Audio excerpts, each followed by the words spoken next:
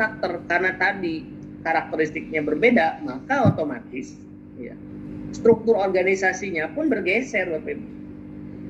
Mungkin saat ini kita tidak terlalu familiar antara from hierarchical to agile organization. Jadi organisasi yang hierarkis kepada organisasi yang agile, yang dinamis. Mungkin sejauh ini kita melihat bahwa struktur organisasi kurang lebih semacam ini. Ada division structure, di mana setiap dalam organisasi itu dibagi ke dalam divisi, dan dalam divisi itu ada subdivisi dan mereka bekerja sendiri-sendiri, kan gitu.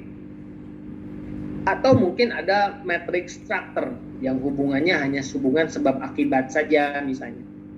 Ya, manajer produk jadi nanti mungkin juga mendapatkan perintah dari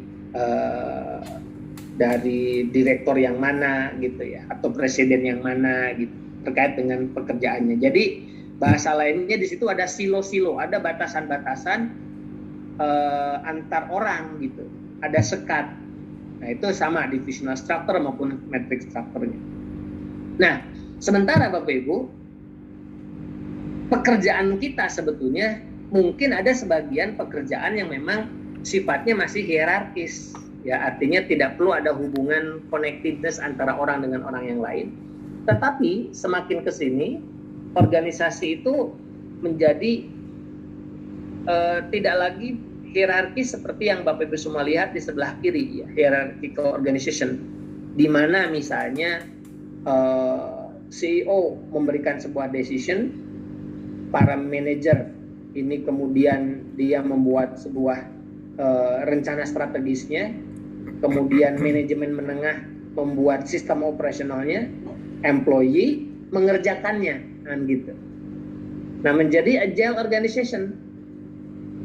Agile organization itu kita lihat antara customer dengan setiap unit dalam bisnis kita tuh menjadi terlibat langsung gitu. Misalnya divisi marketing pasti ya komunikasi dengan customer. Divisi produksi juga untuk menghasilkan produksi yang bagus, pastikan mereka juga bisa berinteraksi dengan customer gitu.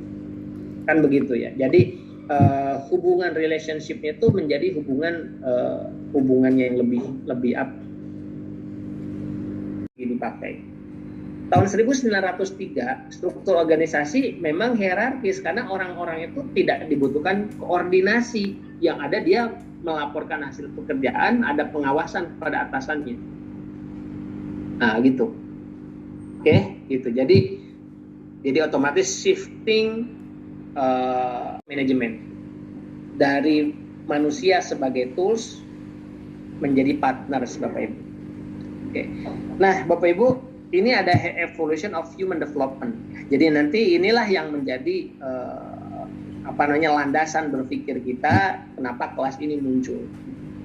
Jadi kalau kita perhatikan history of work, kemudian perubahan generasi, perubahan cara memimpin, itu juga berdampak kepada perubahan dalam human resources management, Bapak Ibu sekalian. Nah, saya bagi lagi di sini misalkan dalam human development, itu dalam human resources development, itu kita mengenal ada istilah HR dan HRD dan HC kan. Kenapa bisa beda begitu? Ya karena memang perbedaannya adalah bagaimana melihat manusia sebagai siapa gitu. Nah, kalau kita tarik lagi mundur ke belakang, kita pernah ada di era yang namanya slave management, manajemen perbudakan, di mana manusia sebagai tools. Jadi mungkin kalau Bapak Ibu semua pernah jalan ke jalur selatan, itu jalan Dendels misalnya di daerah Jawa Tengah sampai ke Jogja, hasilkan oleh Belanda waktu itu dengan sistem slave management, manusia sebagai tools, ya dia tidak dibayar, kalaupun dibayar hanya untuk supaya bisa hidup saja gitu ya, dikasih beras gitu dan lain sebagainya setiap bekerja itu. Atau kalau kita lihat jalur kereta api, itu sebetulnya adalah tools, eranya slave management. Waktu itu manusia adalah tools, tata nilainya adalah physical presence, mereka itu dibutuhkan secara fisik. Peran HR waktu itu meskipun tidak benar-benar HRD, itu punisher gitu. Jadi misalkan katakanlah dengan kekerasan, gimana caranya supaya mereka bekerja.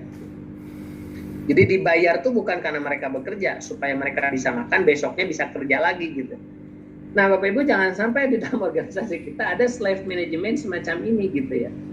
Jadi mereka itu ya bekerja itu belum fulfillment gitu ya. Kalau belum fulfillment, kemungkinan besar mereka tidak bisa melayani orang lain. Mereka pada customer tidak akan. Kenapa? Karena mereka sendiri masih belum fulfill dirinya. Gitu. Pelatihan nggak ada di situ. Kalau mereka sudah tidak bagus ya udah ganti gitu. Nah, kemudian ada yang namanya era di mana personalia tuh. Ya, personalia itu misalkan sudah ada orang yang diposisikan di situ. Ya, yang ngurusi administrasi kepegawaian lah. Administrasi kepegawaian, manusia itu sudah bukan lagi tool, tetapi cost. Tata nilainya tetap physical presence. Peran HR-nya bukan lagi punisher, tapi controller. Memastikan setiap orang itu taat kepada aturan. Nah, gitu. Pelatihan juga nggak ada. Oke, jadi ini sambil mantau apakah kita tuh masuk ke dalam era mana nih? Jangan-jangan di organisasi kita masih menganut sistem itu gitu. Nah, Bapak Ibu sekalian, ini kalau ada dalam organisasi kita itu, ini paling tidak disukai oleh orang-orang, apalagi orang-orang milenial dan generasi Z. Gitu ya. Mungkin kalau ke baby boomers, it's okay, masih okay. Tapi masalahnya kan, masa iya kita merekrut mereka yang mungkin saat ini usianya ya sudah di atas 60-75 tahun kan, gitu. Kemudian masuk ke era namanya HR management, HRM. Judul kelas kita HRM. Kenapa? Karena era HR ini sebenarnya adalah era evolusi ya, era evolusi yang luar biasa yang betul-betul mengubah paradigma sehingga menjadi brand yang kuat. Sehingga mungkin meskipun sebetulnya judulnya tidak tepat. Kenapa? Karena HR management itu manusia sebagai aset, tata nilainya adalah brain, kemampuan berpikir, peran HR sebagai advisor. Kalaupun tuh ada pelatihan, job driven, artinya job driven itu apa? Artinya adalah job driven itu mengarahkan orang supaya kerja benar gitu. Kerjanya benar gitu. Nah, ini kita sebut sebagai job driven.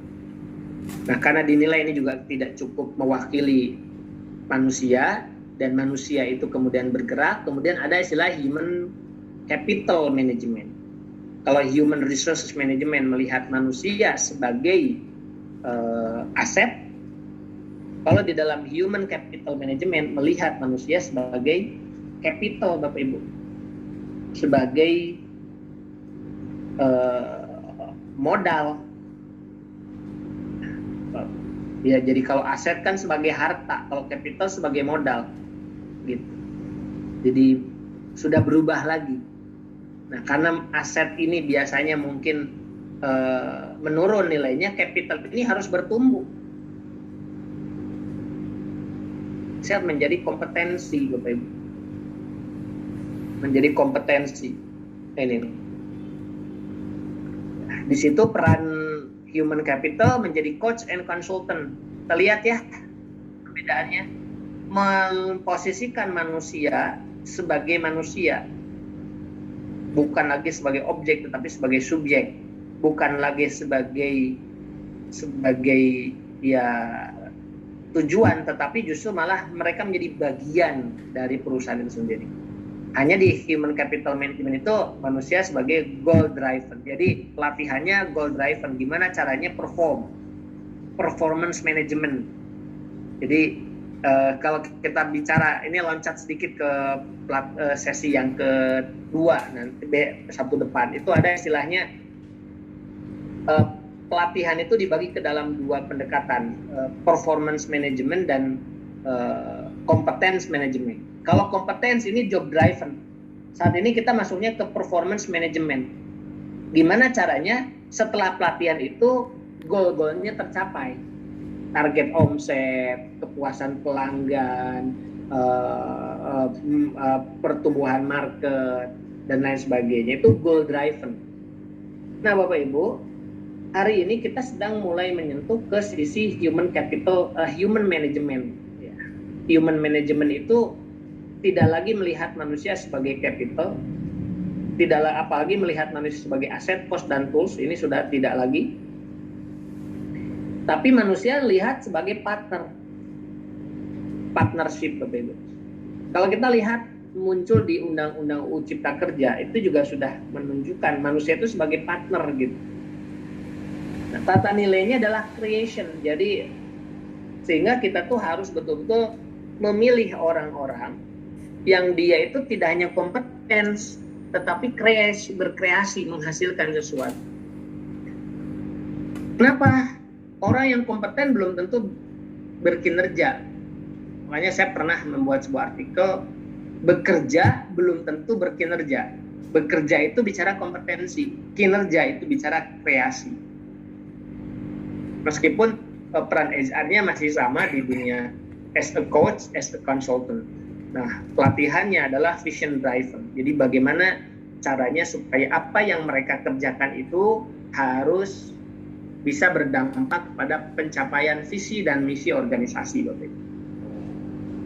Nah, ini ya, jadi yang pembeda. Nah, kita nanti sebetulnya akan lebih banyak berbicara human development dalam konteks human management atau human development management, melihat manusia sebagai partner. Bapak sekali. Sekali lagi, kenapa ini harus kami sampaikan supaya maka nanti di kelas kita tidak bicara terkait dengan apakah harus UMR atau tidak. Itu bukan pertanyaan yang mungkin kita harusnya sudah lewat dengan pertanyaan semacam itu gitu. Nah, kemudian kalau misalkan UMR kami nggak mampu ya, berarti kan sebetulnya aslinya kita tuh belum siap untuk meng-hire SDM sebetulnya, atau bisa jadi SDM yang ada di kita itu tidak diajak untuk bagaimana, atau gini, kita tidak SDM yang ada saat ini itu tidak cukup produktif, berarti harus bukan kemudian dikurangi SDM-nya atau dikurangi gajinya, tapi di-develop gimana caranya supaya mereka tuh bisa berkontribusi besar kepada goal atau visi perusahaan, ngomset gitu lah misalnya, sehingga sebagai imbalannya mereka justru malah itu ya, jadi situasi yang saat ini berbeda dibandingkan dengan situasi di masa lampau ya.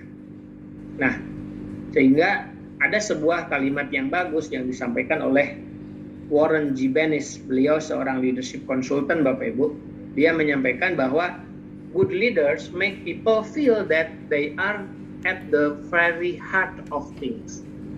Jadi not at the periphery. Jadi seorang pemimpin yang baik adalah membuat orang-orang yang bekerja merasakan bahwa mereka itu adalah very heart of things. Jadi pusat segalanya gitu, bukan bagian dari segalanya. Artinya senada dengan di sini bukan lagi aset, bukan lagi capital, apalagi cost atau tools, tapi mereka adalah partner atau bahkan mungkin pelaku utama di dalam bisnis kita. Itulah kenapa Bapak Ibu saya sampaikan bahwa